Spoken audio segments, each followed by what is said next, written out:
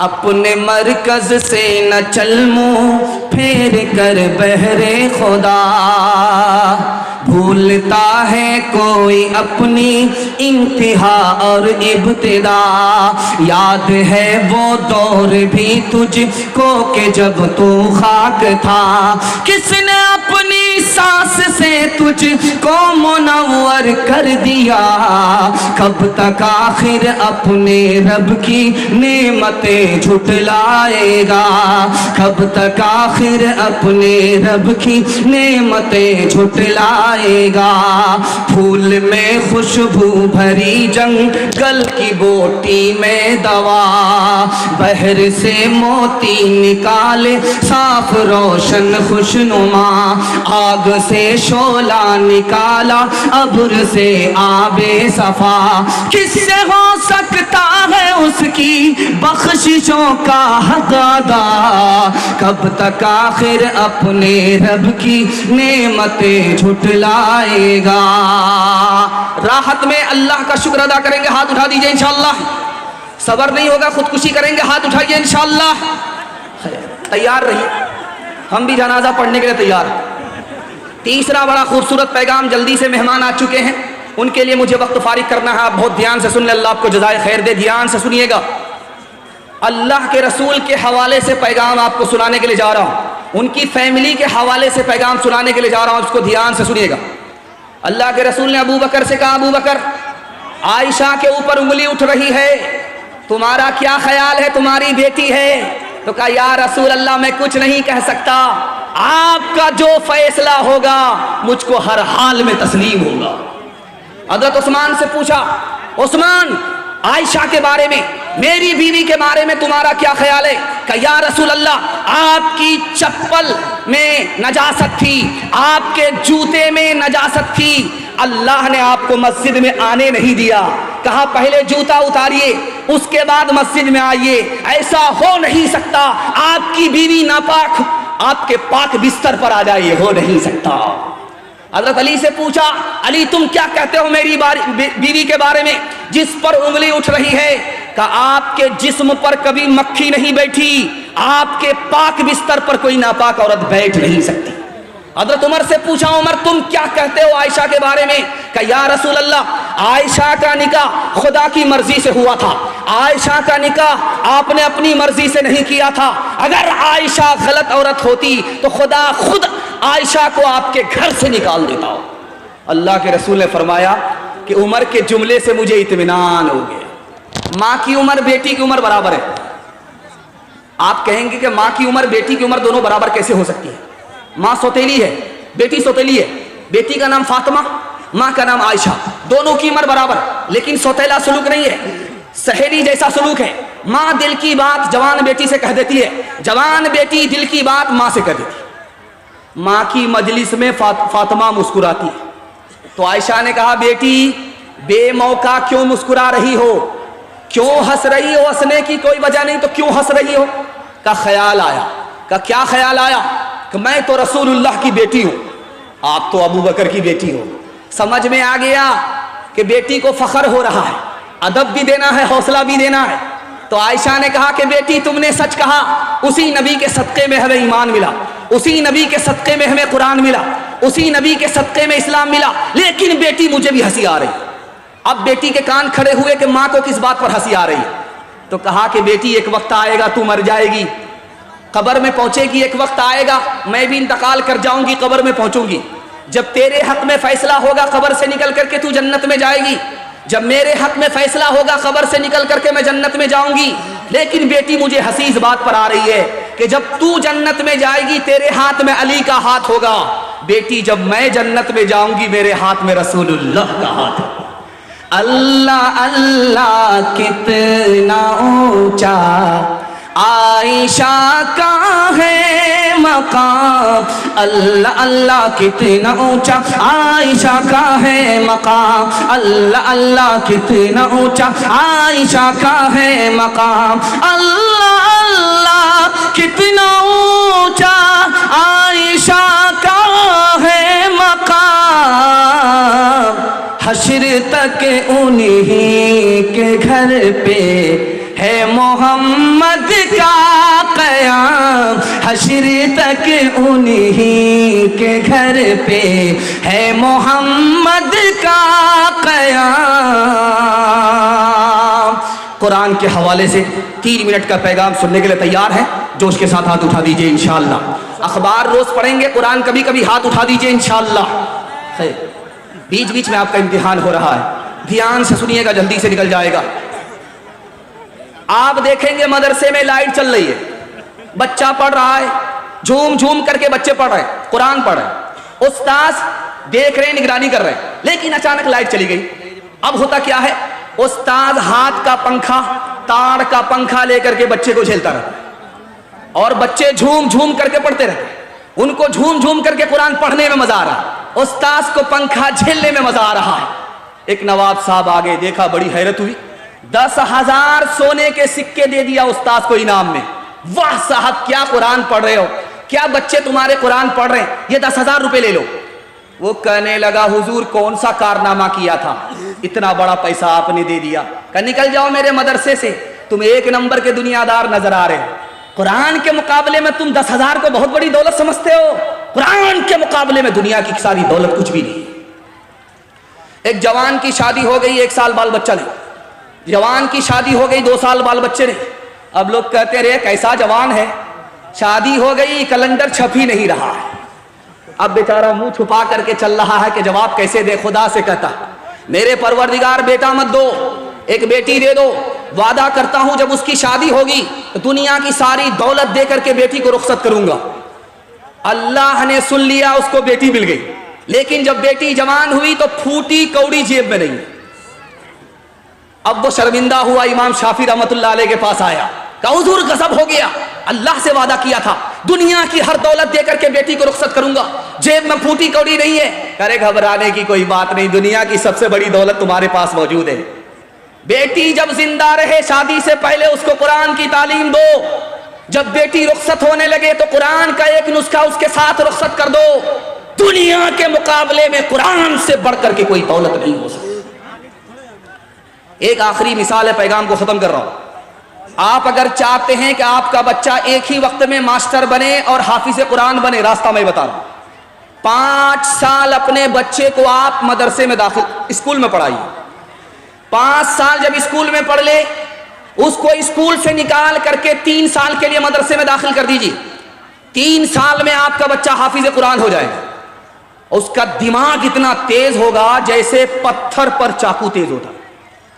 ये 3 साल का जो गैप हुआ है, आप उसको ट्यूशन कराइए, गारंटी है ये बच्चा सबसे आगे निकल जाएगा और सारे बच्चे को ये पीछे छोड़ देगा। जानते हैं क्यों? जिसके लिए कुरान आसान, उसके लिए दुनिया की कोई किताब मुश्किल हो नहीं सकती। हाथ उठा करके वादा कीजिए, कौन का बच्चा मदरसे में, अपना बच्चा स्कूल में, हाथ उठाइए इंशाअल्लाह। ये देखिए, अभी तक आप बेदार नहीं, हर दम बरस रहे हैं अनवार मदरसों में, आकर तो कोई देखे एक बार मदरसों में, हर पल मोहब्बतों का इजहार मदरसों में, गुफ्तार मदरसों में, किरदार मदरसों में, दिन भर तिलावतें हैं, दिन भर तिलावतें हैं, शब भर इबादतें हैं, होता नहीं कोई दिन इतवार मदरसों में, होता नहीं कोई दिन इतवार मदरसों में। बड़ा खूबसूरत जलसा तेजी से निकल गया। ये बहुत छोटी तादाद में, बड़ी तादाद में जवान है, जवानों के हवाले से आपको पैगाम देने के लिए जा रहा हूँ। हमारा जवान 1 साल में 10 साल के बराबर कैसे तरक्की करेगा, राज बता रहा हूँ। सुनने के लिए तैयार है? जवान लोग हाथ उठा दीजिए इंशाअल्लाह। बूढ़े लोग गलती से हाथ मत उठाइएगा, आप लोग इस दुनिया में दोबारा जवान होने वाले नहीं। बहुत अच्छा आप सुन रहे, अल्लाह को जज़ाए खैर दे। देखिए ज़माना जो चल रहा, इतनी महंगाई है कि अल्लाह के रसूल फरमाते हैं जिसके पास पैसा होगा उसी का ईमान बचेगा।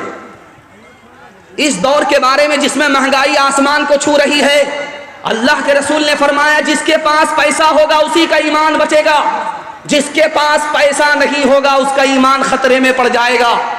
इमाम हसन बसरी कहते हैं कि ये पैसा ढाल है, इसको बचा करके रखो हो अगर ईमान बचाना है।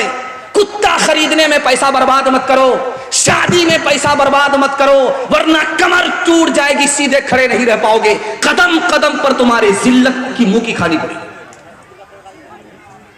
सुलेमान अलैहिस्सलाम ने नौजवानों से कहा, रात में टॉर्च लो और जमीन पर टॉर्च मार करके देखो, चूंटी चलती रहती है। दिन के अंदर देखो, छोटी सी मखलूक चूंटी है, चलती रहती है। क्यों? उसे मालूम है बारिश के जमाने में मुझे बाहर नहीं निकलना पड़ेगा, उसे मालूम है कि सर्दी के जमाने में मुझे बाहर नहीं निकलना पड़ेगा। वो कमजोर मखलूक रात दिन एक करके मेहनत कर रही है, रोजी इकट्ठा कर रही है। चूंटी से हमें सबक लेना चाहिए। अगर कल जिंदा रहना है तो चूंटी की तरह आज मेहनत करनी पड़ेगी। एक आखिरी बात बता रहा हूं। एक जवान आया, मस्जिद में दुआ कर रहा है, मेरे मालिक छप्पर फाड़ करके दे दो, लूट करके लाएं, कूट करके खाएं। हजरत उमर ने सुन लिया, कोड़ा लेकर के खड़े हुए। कहो जवान क्या दुआ कर रहे थे? कहा हुजूर दुआ कर रहा था कि मालिक छप्पर फाड़ करके दे दो। कहा आसमान से सोना नहीं बरसता, आसमान से चांदी नहीं बरसती। जवान, सिर्फ दुआ करने से तुम्हें कुछ नहीं मिलेगा, बल्कि मेहनत मजदूरी के लिए दुआ के बाद मस्जिद से तुम्हें बाहर निकलना पड़ेगा। हाथ उठा करके वादा कीजिए, हलाल कमाएंगे, हिसाब से खर्च करेंगे। हाथ उठाइए, इंशाअल्लाह अल्लाह आपको 1 साल में 10 साल के बराबर तरक्की देगा। कर तो भी तरक्की दुनिया में, असबाब तिजारत पैदा कर तो भी तरक्की दुनिया में, असबाब तिजारत पैदा कर तो भी तरक्की दुनिया में, कर तो भी तरक्की दुनिया में, असबाब तिजारत पैदा कर। कारून की दौलत ठुकरा दे, उस्मान की दौलत पैदा कर। कारून की दौलत ठुकरा दे, उस्मान की दौलत पैदा कर। हमारा जवान जो शौक में दारू नहीं पीता है, दवाई के लिए दारू पीता, हाथ उठा दे। खैर माशाल्लाह, डिस्क ब्रेक आपने मार करके बेदारी का सबूत दिया है। मुझे मालूम है कि इंशाअल्लाह आप साल भर इसी तरह बेदार रहेंगे। एक दारू को छोड़िए, मैं मसनद रसूल पर बैठ करके गारंटी लेता हूं, अल्लाह आपको 10 साल आगे कर देगा। आपके घर में कच्चा अंडा है, उसको तोड़िए आप, ये गिलास है, इसमें डाल दीजिए। वो अंडा इस तरह दारू के गिलास में आप कच्चा अंडा तोड़ करके डालिए, वो इस तरह टाइट हो जाएगा जैसे चूल्हे पर उबला हुआ अंडा होता है। आप अक्लमंद आदमी हैं, जब गिलास की गिलास शराब अंदर जाएगी तो अतड़ी को इसी तरह टाइट कर। आप अक्लमंद आदमी हैं, एक तजर्बा बता रहा हूं। ये पोल्ट्री मुर्गी है, उसका एक गोश्त की बोटी आप ले करके पानी की बोतल में डालिए, उसको 3 दिन के लिए छोड़ दीजिए, और एक बोटी को आप शराब की बोतल में डालिए, उसको 3 दिन के लिए छोड़ दीजिए। देखिए, जिस पानी की बोतल में आपने बोटी डाली है गोश्त की, उसका रंग नहीं बदलेगा, जैसा रंग था वैसा ही रहेगा। लेकिन शराब की बोतल में जिस बोटी को आपने डाला, वो चर्बी की तरह पीली पड़ जाएगी। जब गिलास की गिलास शराब अंदर जाएगी तो अतड़ी उसी तरह पीली पड़ जाएगी। आप किसान आदमी हैं, आपकी पीठ पर मशीन होती है, उसमें आप दवाई घोल करके स्प्रे करते हैं। कल तजर्बा करके देख लीजिए आप, 99 बूंद उसमें पानी की डालिए, 1 बूंद उसमें शराब की डाल दीजिए आप, और फूल पर 10 दिन स्प्रे करके दिखाइए, फूल मुरझा जाता है। जब गिलास की गिलास शराब अंदर जाएगी तो अंदर के फूल का क्या हाल होगा। हाथ उठा करके वादा कीजिए, कोई अगर दारू पिलाएगा तो नहीं पिएंगे। हाथ उठाइए इंशाअल्लाह। किसी को पिलाना पड़ेगा तो नहीं पिलाएंगे। हाथ उठाइए इंशाअल्लाह। बायां दायां मौका मिले तो हाथ मार देंगे। हाथ उठाइए इंशाअल्लाह। गिलासों में जो डूबे फिर न उभरे जिंदगानी में, हजारों बह गए इन बोतलों के बंद पानी में। न कर बर्बाद अपनी जिंदगी बोतल के दीवाने, वो काटेगा बुढ़ापे में जो बोता है जवानी में। ये दारू का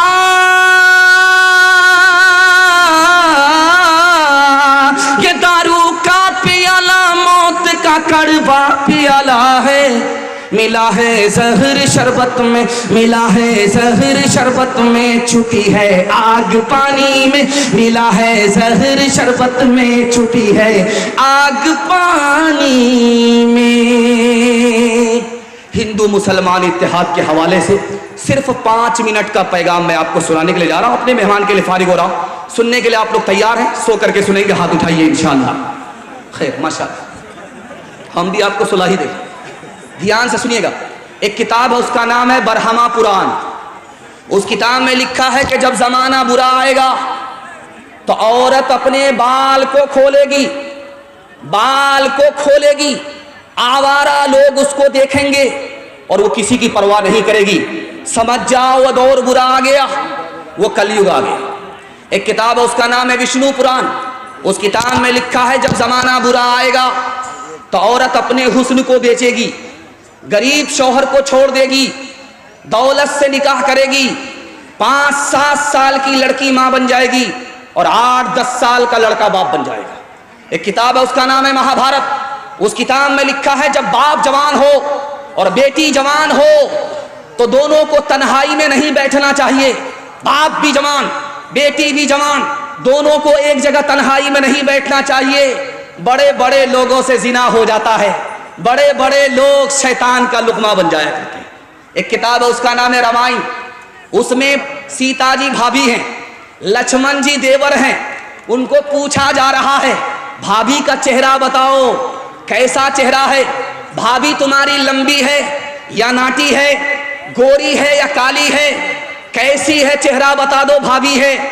कहा वो तो घूंघट डाल करके बाहर निकलती है, पर्दे के अंदर रहती है, बाहर ही नहीं निकलती।